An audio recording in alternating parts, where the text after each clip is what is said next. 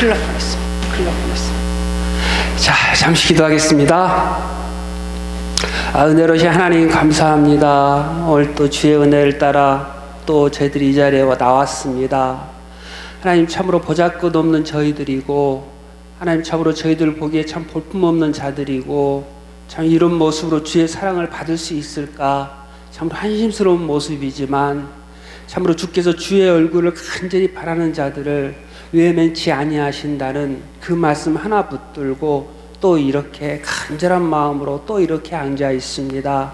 주님, 저희들을 불쌍히 여겨주시고 주께서 저희들을 함께해 주셔서 참으로 주의 그 약속이 이루어지는 하나님의 은혜에, 하나님의 구원의 축복을 이 시간 펼쳐 주시옵소서. 이 시간도 성령께서 함께 하시로 말미암아 우리 주 예수 그리스도와 하나님을 더욱 풍성히 알기를 원하옵고 감사드리오며 우리 주 예수 그리스도 이름으로 기도드립니다. 아멘. 자, 반갑습니다. 또 울리죠? 근데 누가 켜놨나?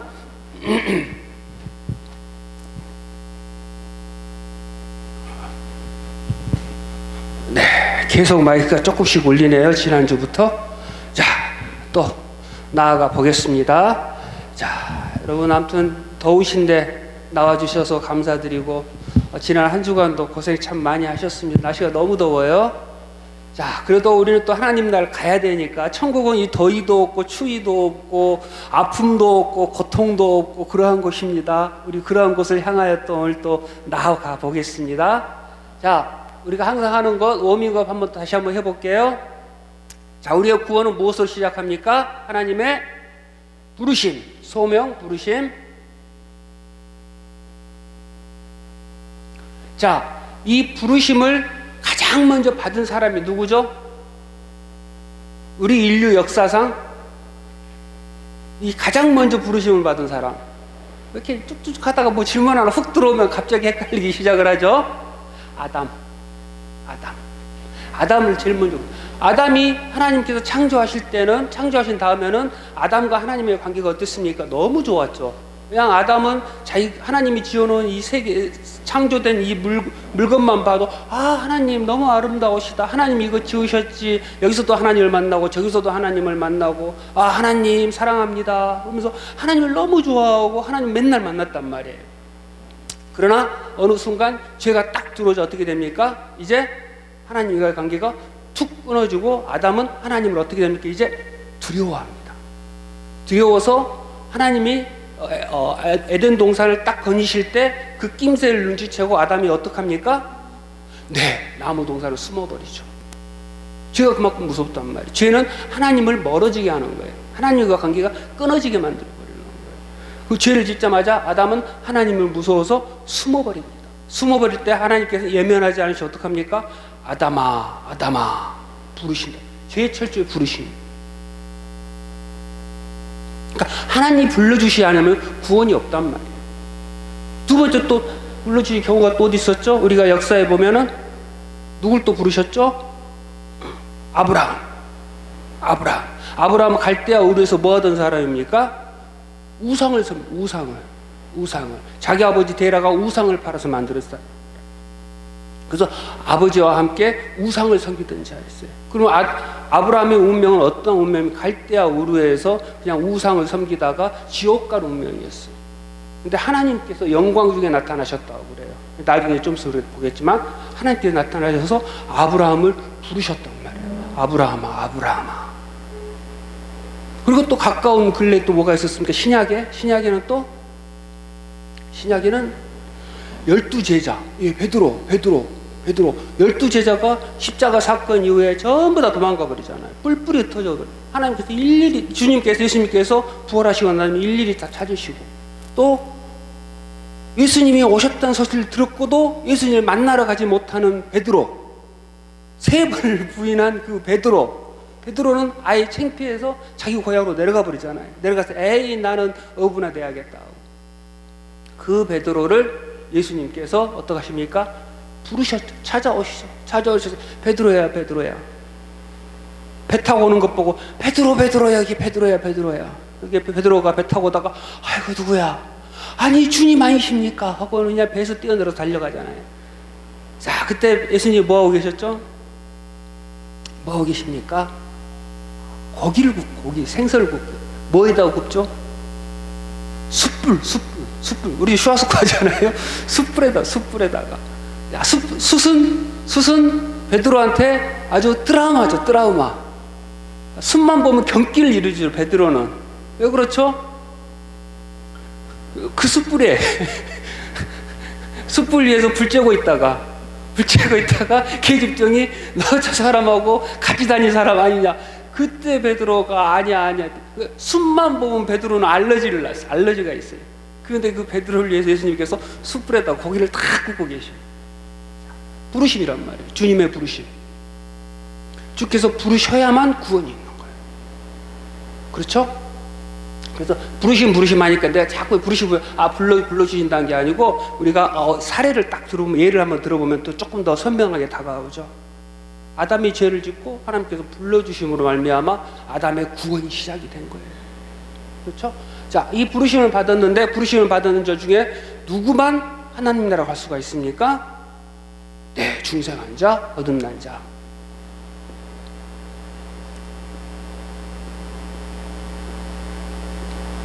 중생한 자, 거듭난 자만이 하나님 나라에 들어갈 수가 있는 거죠. 자, 중생한 자는 이제 뭘 깨닫게 됩니까? 자기의 죄를 깨닫게 되죠. 죄를 깨닫고 회개를 하게 됩니다. 자, 회개는 두 종류가 있다고 그랬습니다. 첫 번째, 네, 구원에 이르는 회개. 구원을 주는 회개. 이건 언제, 몇 번 합니까? 한 번만 하면 됩니다. 한 번. 그리고 또 무슨 회개가 있다고 그랬죠? 네, 거룩에 이르는 회개. 거룩에 이르는 회개. 이걸 언제 합니까? 항상. 근데 아까도 얘기했지만, 구원파는 이 거룩에 이르는 회개가 필요 없다. 구원파는 이것만 있으면 된다. 이렇게 얘기를 하는 거예요. 이제 여기서 문제가 좀 되는 거예요. 구원파들의 문제가 이거예요. 그러니까 구원파에서는 뭐라고 얘기를 하냐면, 야, 하나님의 회개를 한 번 있으면 돼. 하나님의 한 번 구원은 영원한 구원이야. 자꾸 그냥 막 회개해라 그러고 막 율법을 갖다 대고 이러는 거 다 율법주의야. 예수 그리스도께서 단번에 죄를 우리 죄 사함 받았기 때문에 더 이상 우리는 죄에 대해서 죄책을 느낄 필요가 없어. 죄책감을 가질 필요가 없어. 그냥 우리는 자유로우면 되는 거야. 그걸 그냥 교회에서 목사들이 자꾸 얘기해서 성도들 옳카매고 자기들 편하게 하려고 그러는 거야. 기존 교회가 다 잘못됐어. 잘못되어 있는 거야. 그러니까 우리 교회로 와. 우리 교회는 자유함이 있어. 행복해, 즐거워, 편안해. 오기만 하면 돼. 한 번 구원받았으면 끝이야. 너희들 지금 어떤 삶을 살든 하나님께서 반드시 구원시켜줘. 왜? 구원받았으니까. 구원받는 그런 주장을 한다. 그러나 그렇지 않죠? 예수님께서 분명히 얘기하셨죠. 베드로한테 발은 날마다 닦아야 된다. 목욕을 한 자라도. 그렇죠? 항상 해야 돼. 항상 해야 되죠. 자, 회개한 자들은 이제 무엇으로 삽니까? 그렇죠. 신앙으로 살죠. 믿음으로 살죠. 예수 그리스도를 믿는 믿음 안에서 예수 그리스도께서 행하신 모든 삶을 바라보는 믿음으로 사는 거죠. 그리고 이 믿는 자들은 이제 뭘 얻게 됩니까? 칭의, 의롭다움을 얻게 됩니다. 의롭다. 믿음으로 의롭다움을 얻게 됩니다. 자, 의롭다움을 받게 된 자는 하나님께서 뭘 삼아 주십니까? 양자. 하나님의 아들이 돼서 아바 아버지라 부르짖습니다. 아바 아버지라 부르는데 내가 부르짖기도 하고 성령께서 부르짖게 해주시기도 하고, 그렇죠? 나와 성령이 함께하는 것이다. 그 양자된 자는 어떤 삶을 살아가게 됩니까? 성화의 삶을 살아요. 성화. 자, 성화된 자는 하나님께서 끝까지 어떻게 해주십니까? 견인해 주시죠. 자, 그리고 우리는 이제 결국 어떻게 됩니까? 영화. 이것만 생각하면 그냥 기뻐요, 벌써. 얼마나 좋아요. 영원한 천국에서 영원한 하나님과 우리 주 예수 그리스도와 얼굴을 맞대고 하나님과 얼굴을 맞대고, 와, 그 광경만 생각하면 그냥 여러분들 다 똑같이 전부 다 같이 함께 하셔야 돼요. 함께. 그날만 생각하면 벌써 즐겁습니다. 자, 우리가 항상 하는 워밍업 시작했고요. 자, 또 성경책을 펼쳐보겠습니다. 오늘은 사도행전 6장입니다. 6장 성경책을 펼쳐주시고요. 사도행전 6장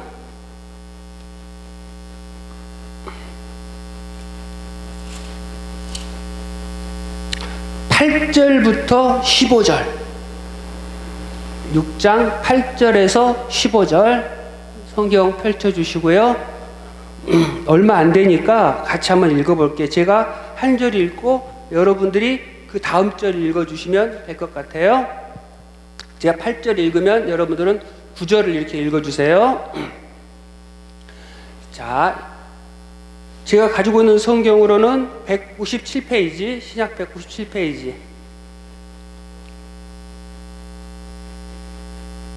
자, 읽겠습니다. 자, 스데반이 은혜와 권능이 충만하여 큰 기사와 표적을 민간에 행하니.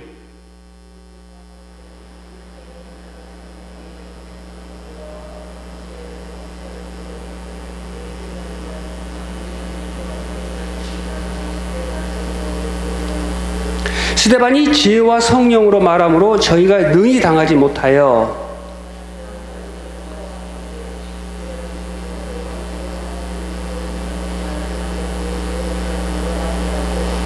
백성과 장로와 서기관들을 충동시켜 와서 잡아가지고 공회에 이르러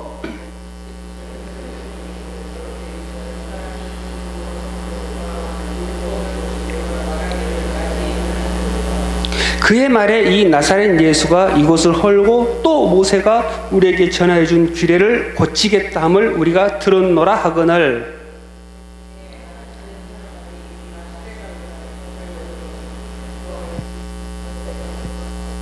네, 아멘. 자, 오늘은 스데반에 대해서 얘기를 할 겁니다. 이제 쭉 하나님의 교회가 어떻게 세워지는 모습, 그리고 어떠한 시련이 있었던 모습, 어떻게 세워지는 모습을 쭉쭉 저희들이 계속 공부를 했고요.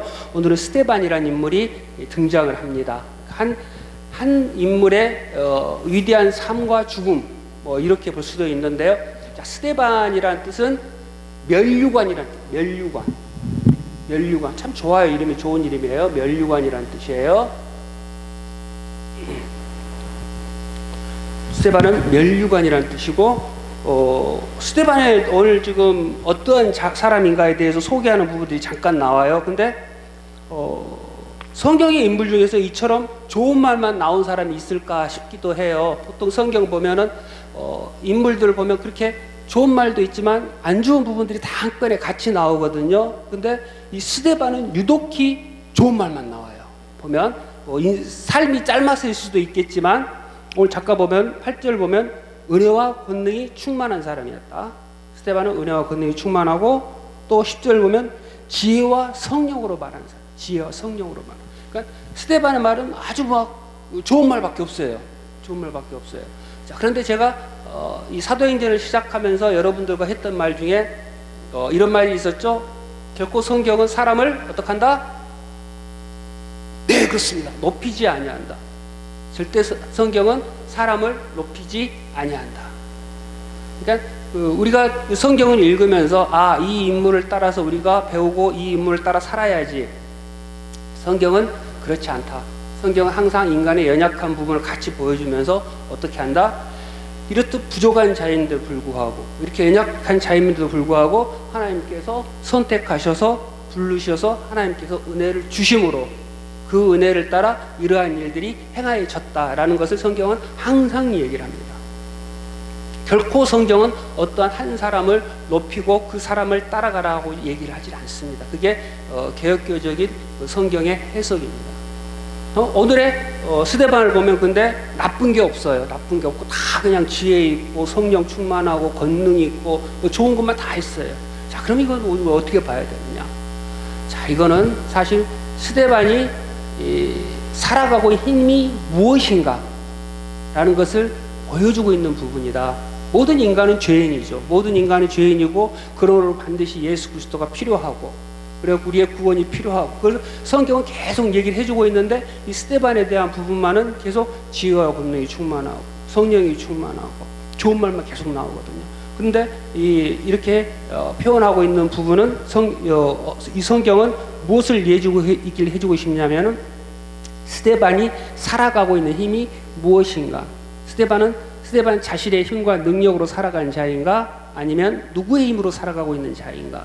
라는 것을 알려주고 있는 거죠.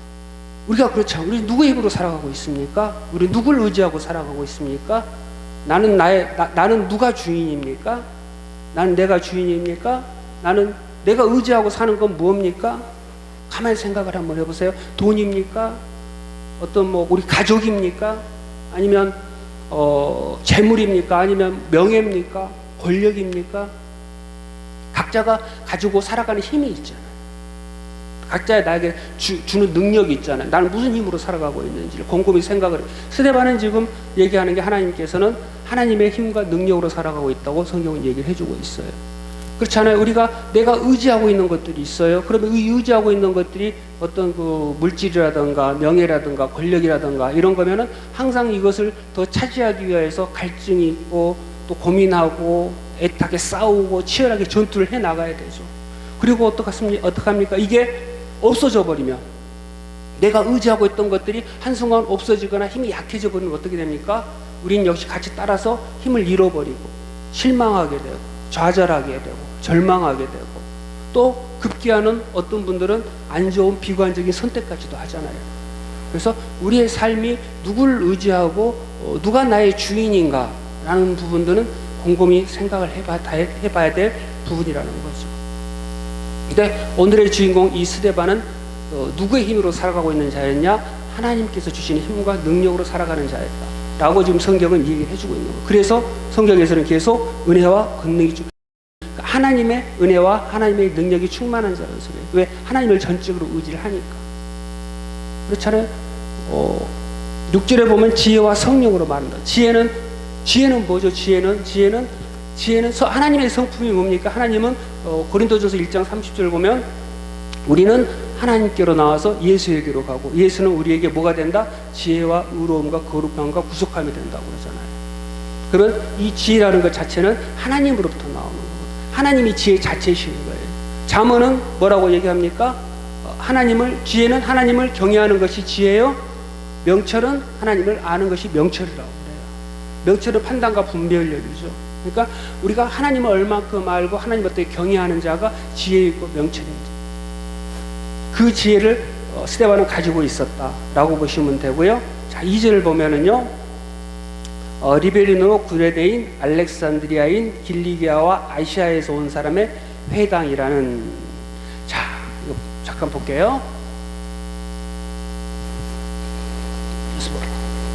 내가 지우개를 선물을 받아가지고 이걸 막 열심히 많이 써야 됩니다. 그래서 이제 막 자꾸 지울 겁니다. 쓰고 지우고. 예전에 웬만하면 안 지웠는데 막 지울 거예요. 이제 지우개 써야 되니까. 자, 지도를 잠깐 보면은요. 여기 이제 예루살렘이 있고요.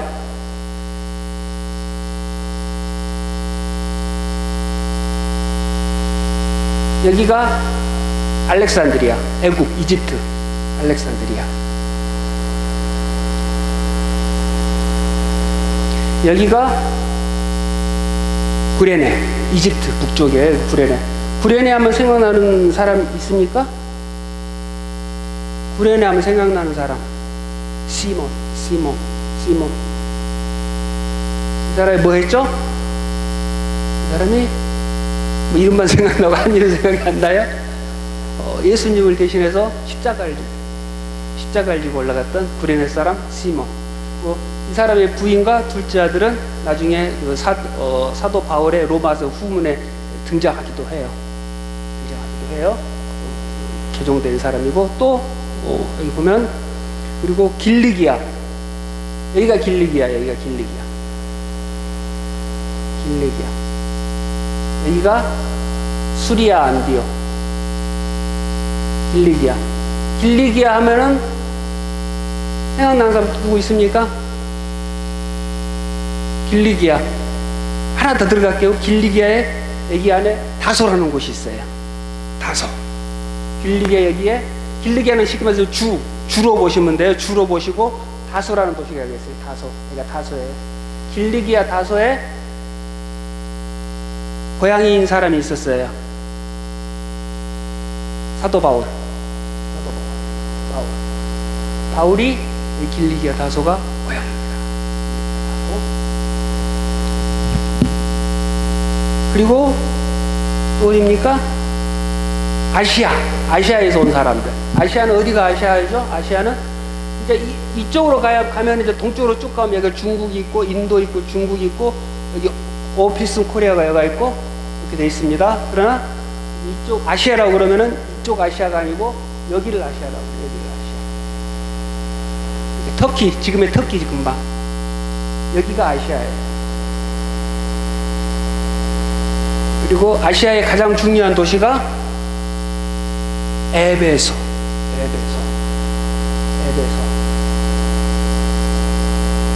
그러니까 사도 바울이 2차 전도 여행 때 자기가 아시아로 가기로 했는데 성령께서 막으셨잖아요. 그 아시아가 이 아시아입니다. 이쪽 북동아시아가 아니고 이쪽 아시아.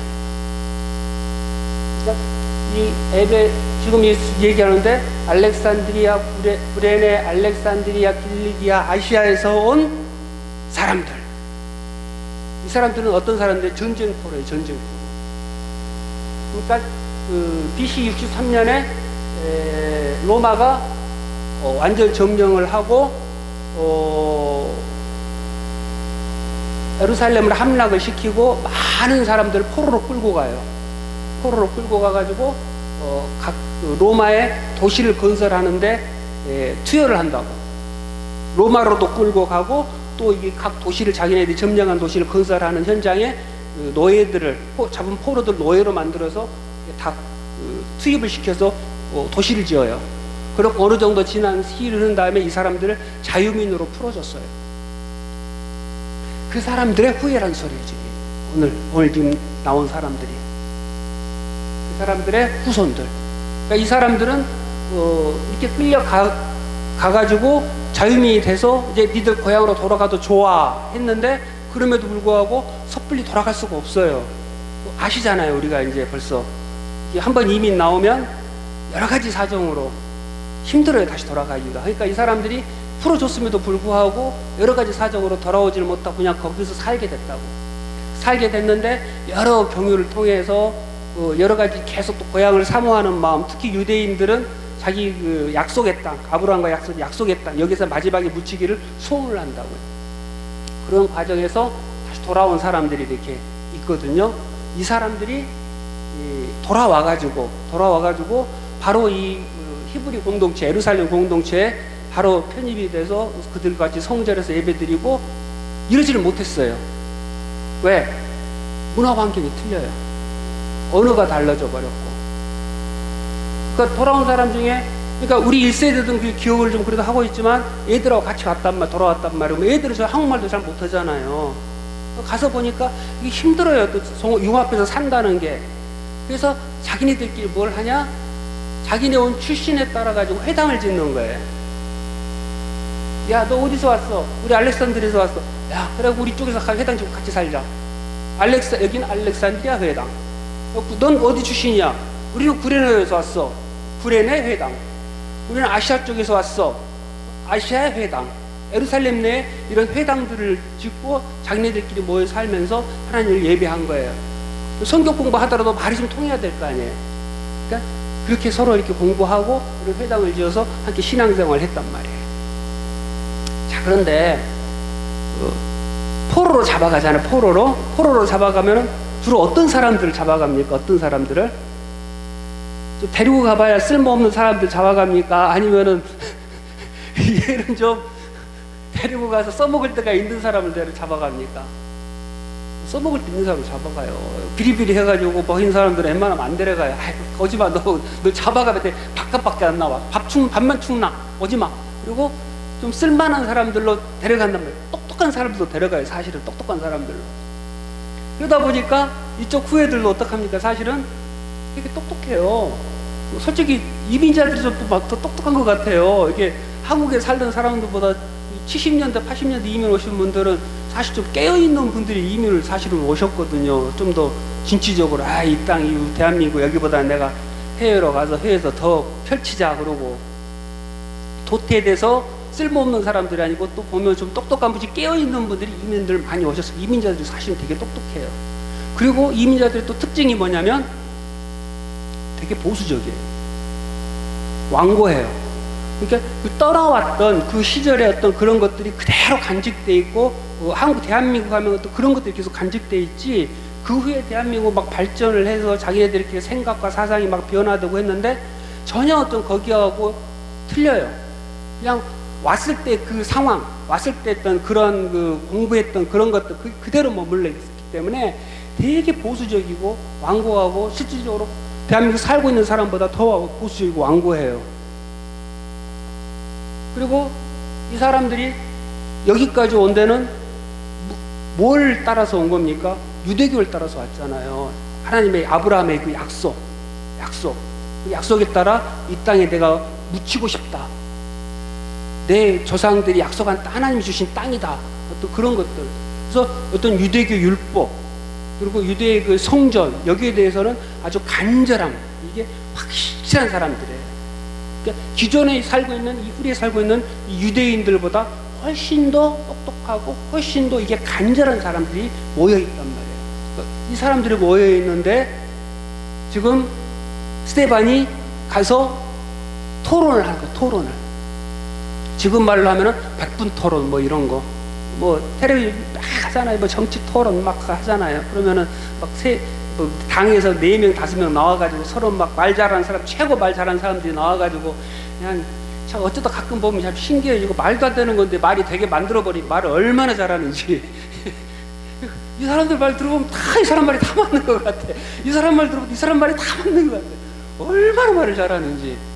그런 사람들이 모여가지고 스데반하고 이해를 하니까 일대 한 50명 정도 이렇게 해가지고, 이게 각 회당별로 또 제일 대표들, 제일 말 잘하는 사람도 있을 거 아니에요. 우리 교회에서도 말 제일 잘하는 사람 몇 명 딱 뽑아가지고 갔단 말이에요. 이렇게. 그래서 이 많은 사람들하고 스데반하고 같이 이제 토론을 하는 거예요. 이제 하나님에 대해서, 성경에 대해서, 율법에 대해서 막 하는데 이 한 명을 감당을 못해. 스데반을 감당을 못해. 이제 다 깨져버리는 거예요. 이 똑똑한 사람들이, 이 그냥 막 공부 열심히 했던 사람들이 다 깨져버려요. 다 깨져. 스데반한테. 자, 근데 그거는 사실은 뭡니까? 하나님께서 이미, 예수님께서 예언을 하셨죠.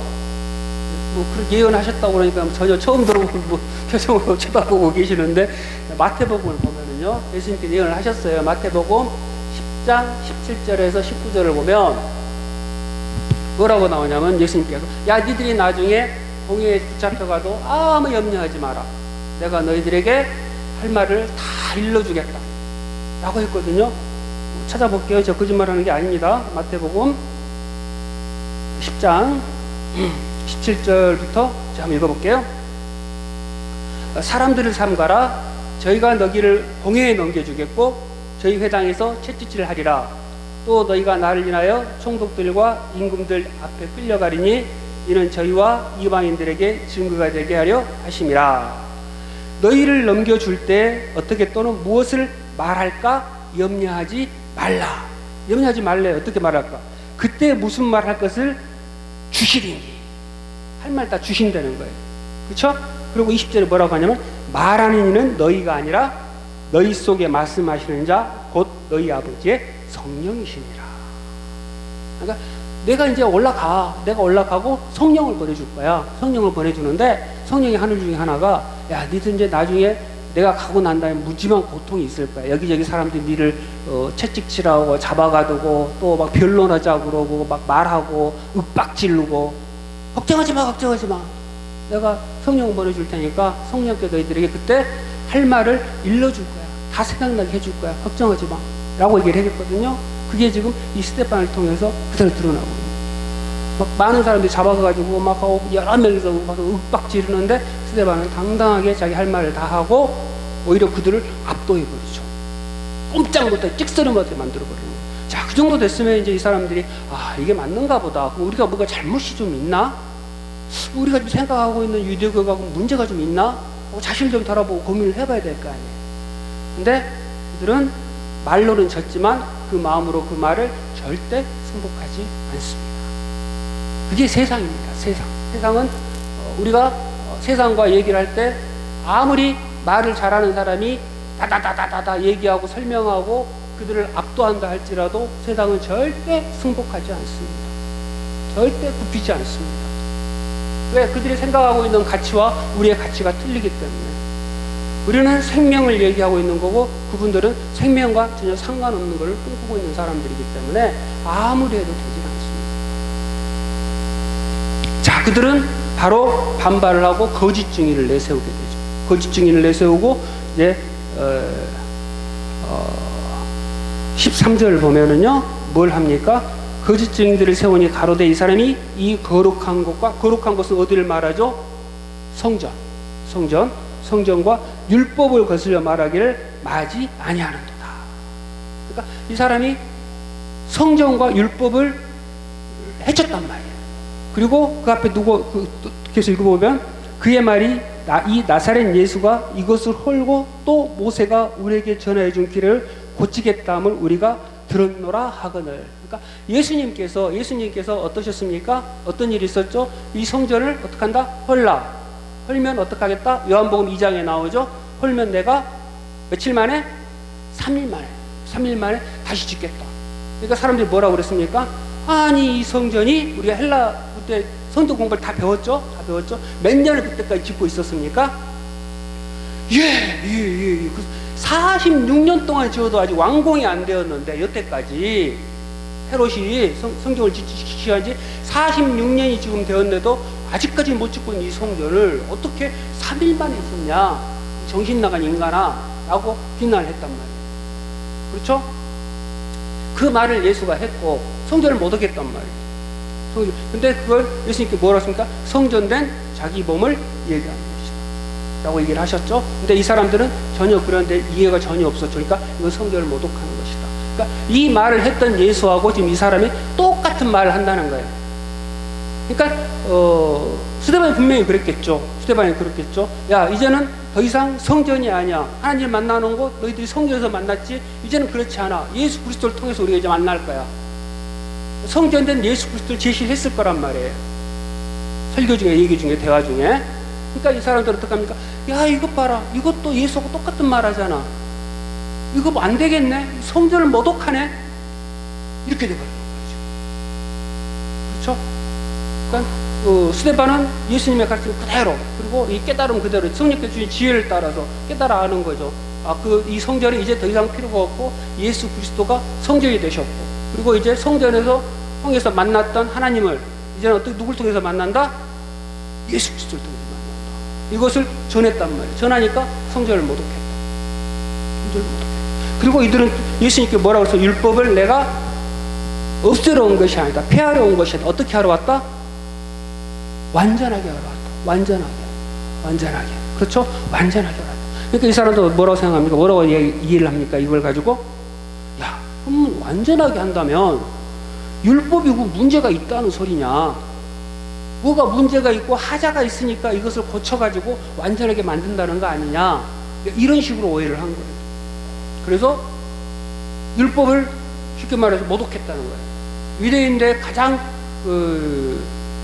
자랑으로 여기고 자부심으로 가지고 있던 게 뭐냐면 성전과 율법이잖아요. 저 미개한 자들, 저 이방인들은 하나님을 모시는 성전도 없고, 저 미개한 자들은 율법이 없어서 지들 하고 싶은 대로 사는 저런 바보들이야. 근데 우리는 하나님께 주신 율법이 있어. 우리는 율법 따라 살면 우리는 구원을 받아. 라는 그들의 자부심이 이렇게 든든한 사람들인데 이 율법에 문제가 있다? 아, 이건 아니지. 이렇게 되는 거예요. 근데 사실 율법은 뭡니까? 율법의 기능은, 율법이 하는 일은 뭐죠? 사실은 죄를 깨닫게 하는 거죠. 로마서 3장을 보면 나오잖아요. 너희는 스스로 하나님의 영광에 죄인된 몸으로 스스로 하나님의 영광에 이르지 못하니 라고 나오죠. 그러니까 율법으로는 뭘 깨닫게 되냐면 자기의 죄를 깨닫게 되는 거예요. 그러니까 3장 20절 한번 보면은요, 로마서 잠깐 찾아볼게요. 3장 20절.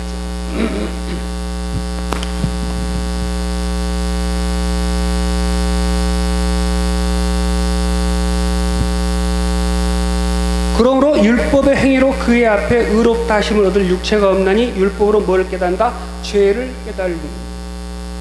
그리고 계속 23장에는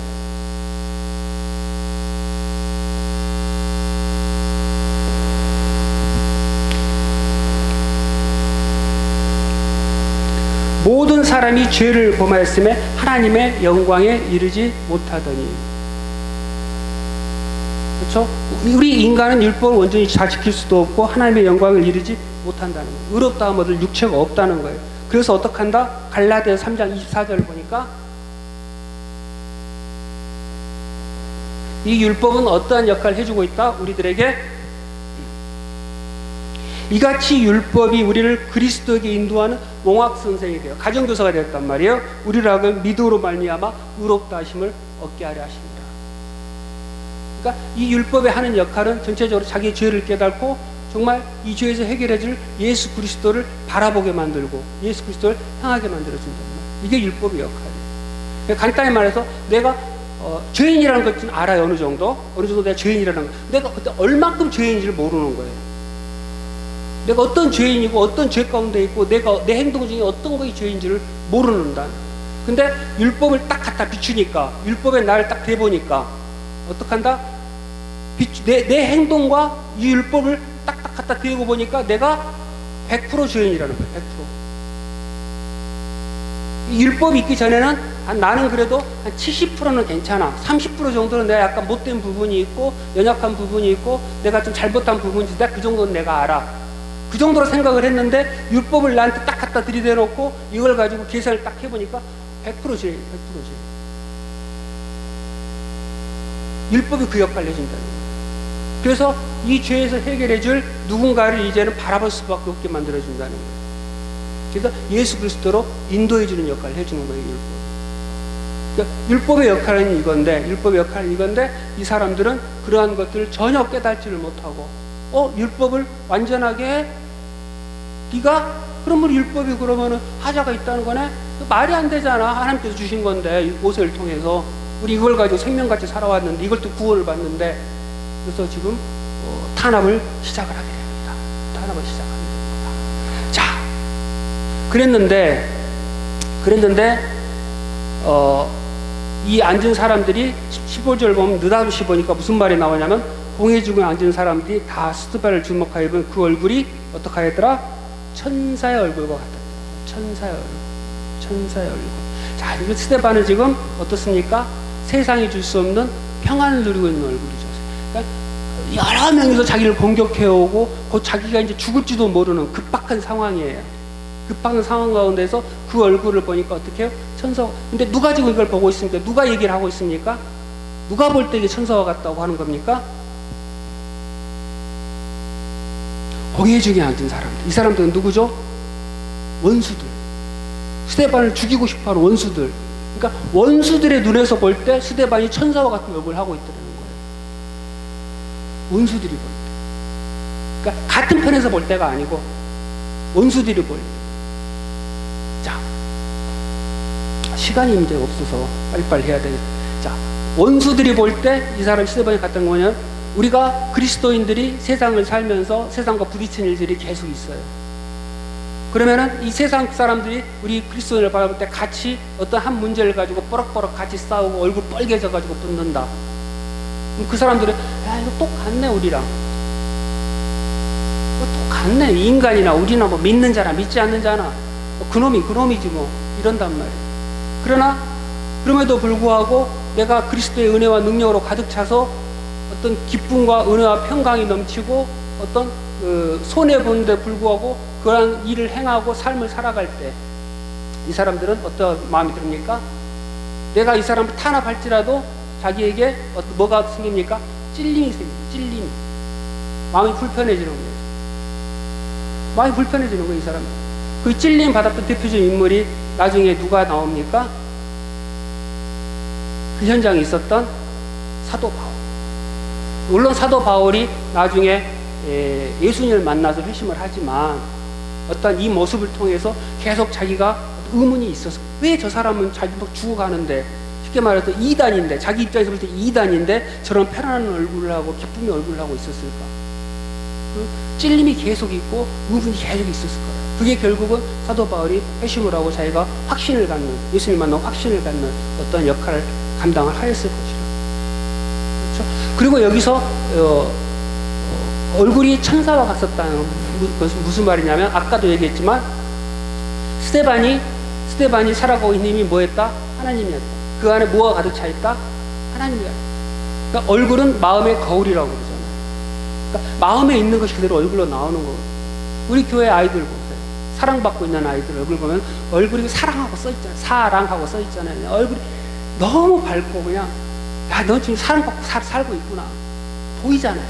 그 사랑이 나오는 거예요.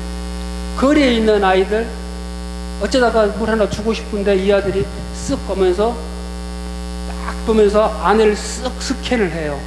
뭐 있나. 그래서, 찌우 주세요. 그러면서 저기 있는 것도 주세요.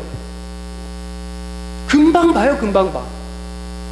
그러니까 얘네들은 항상 이용만 당하고 살았기 때문에 자기가 누구를 보든 이용할 사람인가, 이용할 수 있는 사람인가를 보고 자기가 줄 수 있는 사람이 없는 사람인가를 바로바로 판단을 해요.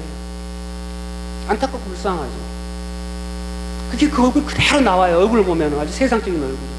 참 안타까워요. 자기 있는 게 그대로 나와요. 스데반은 그 안에 하나님의 은혜와 능력이, 성령이 가득 찬 사람이라 바로 그게 나옵니다.